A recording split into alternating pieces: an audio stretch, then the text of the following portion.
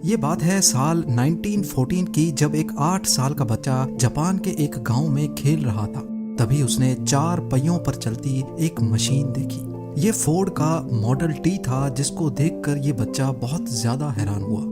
यही वो दिन था जब उस 8 साल के बच्चे को गाड़ियों और मैकेनिकल पार्ट से पहली बार लगाव हुआ था। इसका नाम था सुचाइरो होंडा, और किसको मालूम था कि आने वाले वक्त में इसका नाम हमें हर छोटी बड़ी गाड़ी पे देखने को। 1906 में जापान के माउंट फूजी के करीब एक छोटे गांव में सुचाइरो होंडा की पैदाइश हुई थी। उनके वालिद लोहार होने के साथ साथ पार्ट टाइम में साइकिल रिपेयर का काम भी करते थे। होंडा के 5 बहन भाई पहले ही मुख्तलिफ बीमारियों की वजह से मर चुके थे, लिहाजा उसके माँ बाप को अपने इस बच्चे से काफी उम्मीदें थी।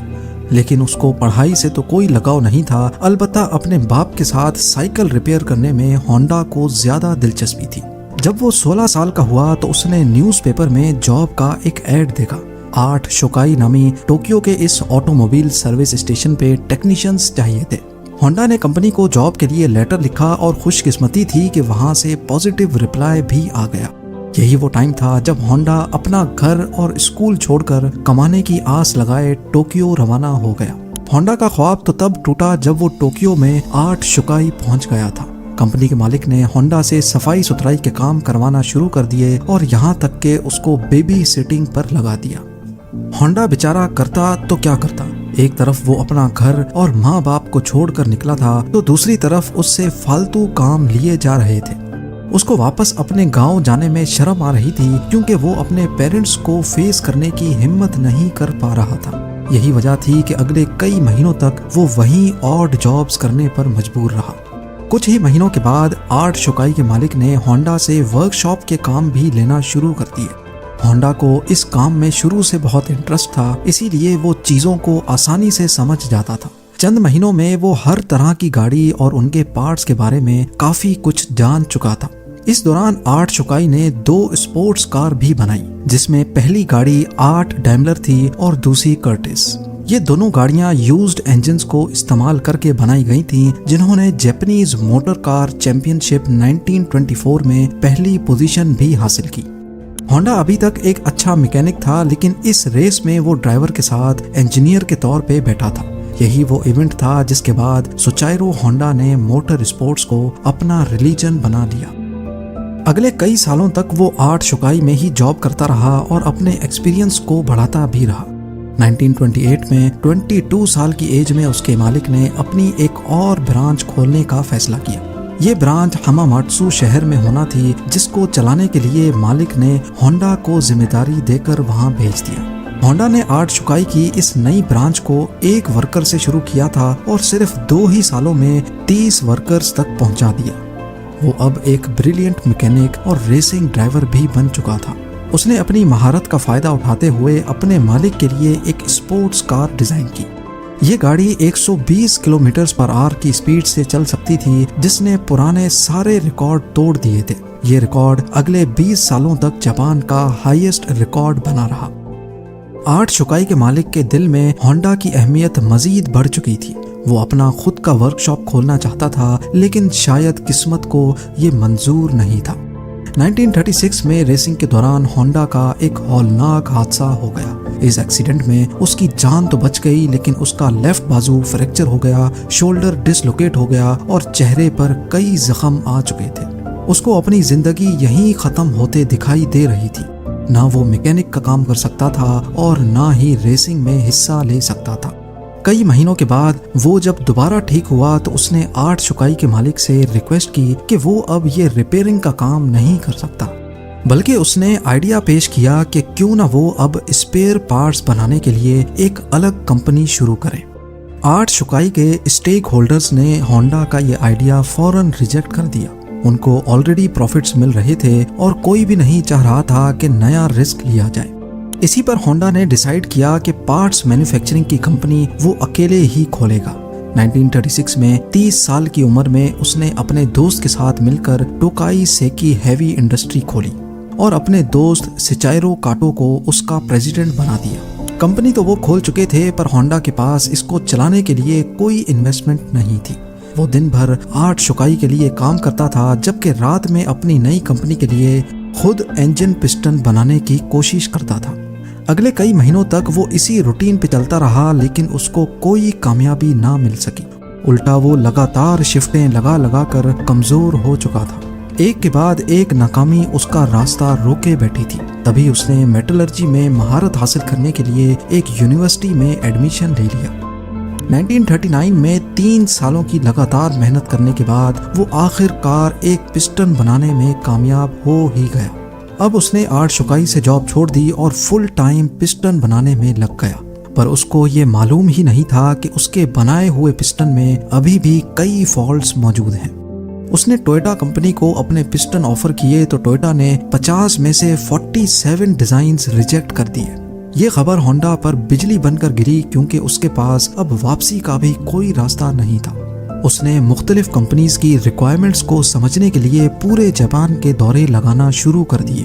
अलग अलग फैक्ट्रीज में गया, कार मैन्युफैक्चरर्स से मिला। अगले कई साल उसने मार्केट को समझने में लगा दिए और उसके बाद होंडा ने एक बार फिर से पिस्टन बनाए। इस बार ये पिस्टन सारी कंपनीज के क्वालिटी कंट्रोल पास कर चुके थे। उसको धड़ाधड़ ऑर्डर्स मिलना शुरू हो गए और एक बार फिर से होंडा को अपने ख्वाब पूरे होते दिखाई दिए। ऑर्डर्स को पूरा करने के लिए उसकी कंपनी ने 2000 वर्कर्स को भी हायर कर लिया। होंडा की ये खुशी सिर्फ चंद महीनों की मेहमान थी, ये किसको मालूम था। 1941 में जापान वर्ल्ड वॉर 2 में कूद गया और मिनिस्ट्री ने कई जापानीज कंपनी को अपने कंट्रोल में ले लिया, जिसमें एक कंपनी सोचाइरो होंडा की भी थी। होंडा को डाउनग्रेड करके उसी की कंपनी का सीनियर मैनेजिंग डायरेक्टर बना दिया गया और चीजें तब मजीद खराब हो गईं जब कंपनी के वर्कर्स को मिलिट्री सर्विस में लगा दिया गया।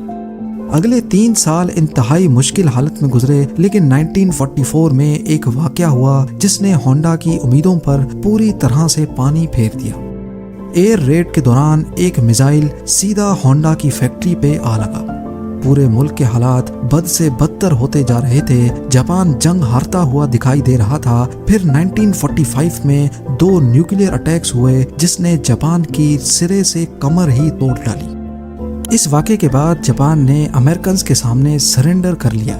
जंग तो अब खत्म हो चुकी थी, लेकिन होंडा अपना सब कुछ खो बैठा था।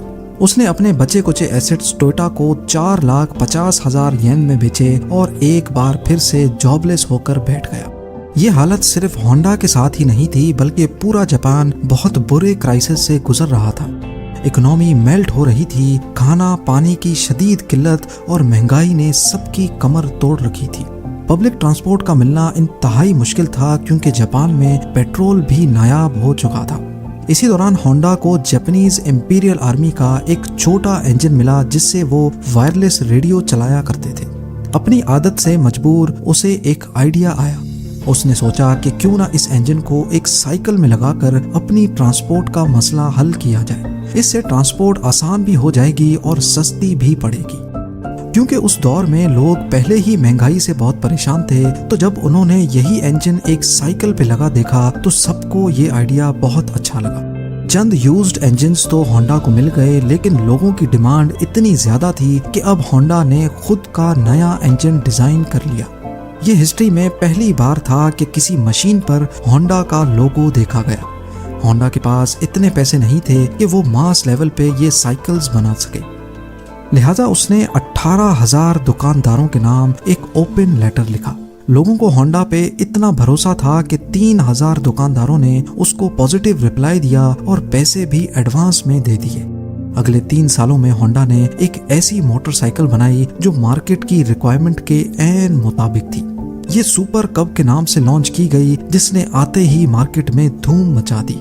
यह मॉडल इतना कामयाब हुआ कि 1958 में इसने अमेरिका की अपनी ट्रायम्फ और हार्ले डेविडसन की सेल्स को भी पीछे छोड़ दिया।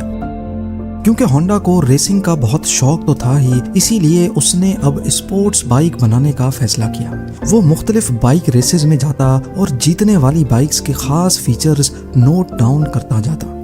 उस दौर में ऐसे स्पोर्ट्स कंपटीशन रेस से बढ़कर मैन्युफैक्चरिंग कंपनीज के लिए मार्केटिंग का टूल हुआ करते थे।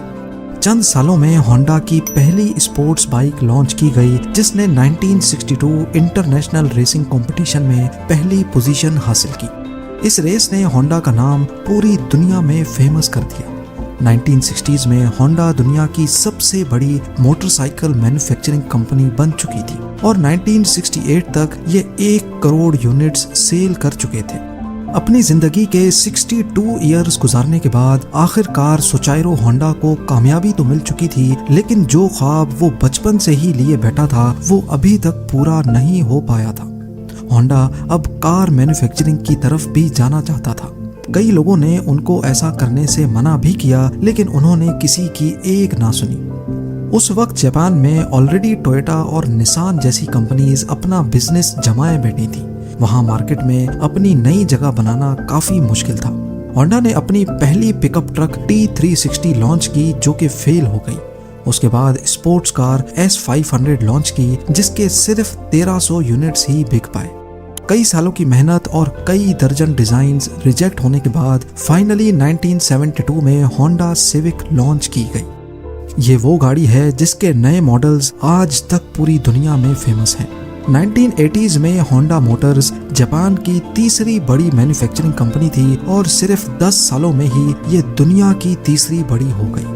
आज होंडा का नाम हमें cars, motorcycles, boat engines, plane engines और दर्जनों पावर टूल्स पे देखने को मिलता है। सोचाइरो होंडा ने होंडा सिविक के लॉन्च होने के अगले ही साल 1973 में कंपनी से रिटायरमेंट ले ली थी और 5 अगस्त 1991 को उनकी जिंदगी का ये सफर हमेशा हमेशा के लिए